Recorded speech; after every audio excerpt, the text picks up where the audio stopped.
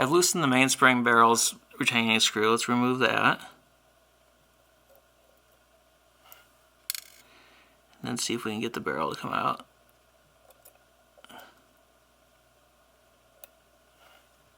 Well, that's the top of the mainspring barrel. Why did not the whole thing come out? Because it is hidden under a plate here. That's an unusual design. So we're going to have to take, when I took the gear off the top, that just took the winding gear. It didn't take the mainspring barrel itself. It looks like it's hidden under another plate because that's the mainspring barrel there. So I'm going to have to take off the rest of the drivetrain to get to it. The drivetrain bridge is held on by two screws that you see. You can see I've loosened here. There's one here and one over here, which has already partially come out. So I'm going to go ahead and lift those out.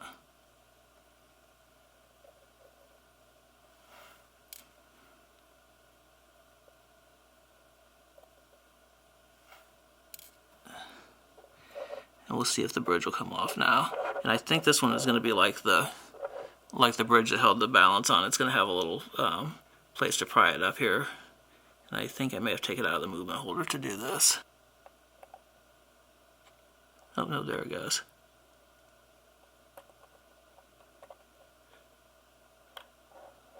It's lifting right up.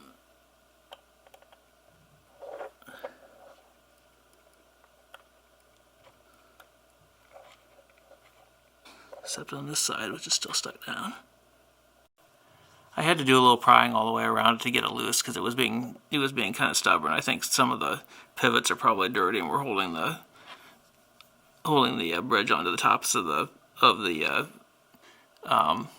wheel pivots. So let's go ahead and lift the bridge here off.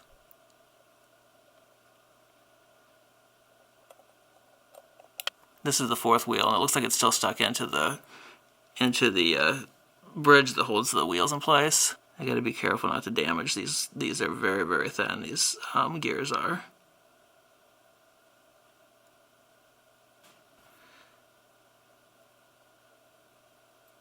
Yeah, I don't want to force that. I'm afraid I'm going to damage it if I do. Looks like the pivot sticks all the way through that jewel there, so may have to push something through there to push it out, because we definitely need to get that out of there so we can clean the jewel. Let's go ahead and remove the rest of the wheels first, and then we'll deal with that. This one at the top is called the third wheel. And that's nice, it just lifts right out. The other one over here is the second wheel.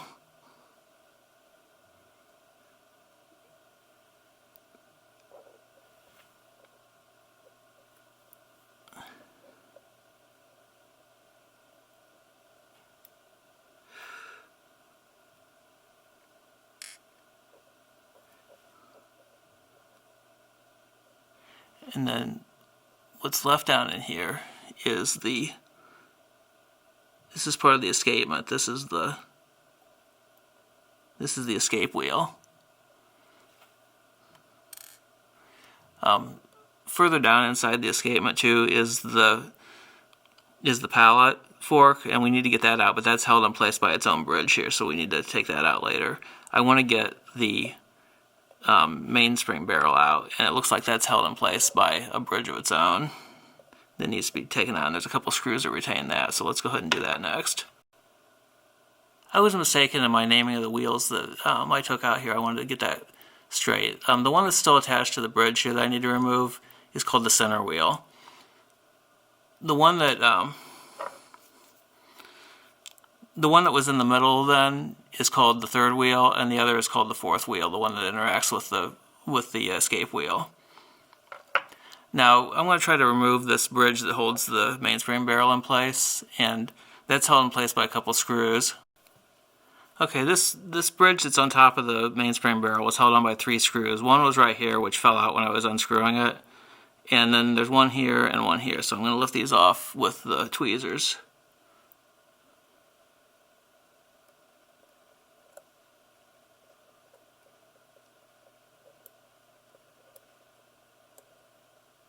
One of them I don't think is unscrewed all the way.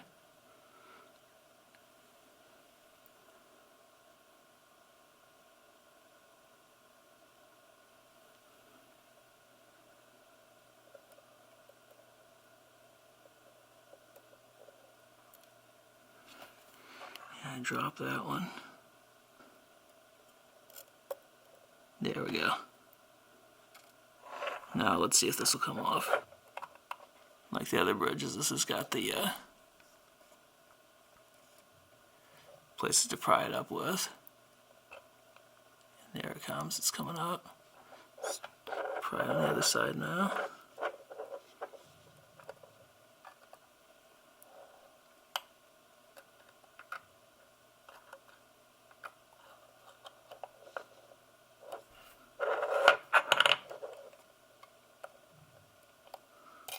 And off it comes.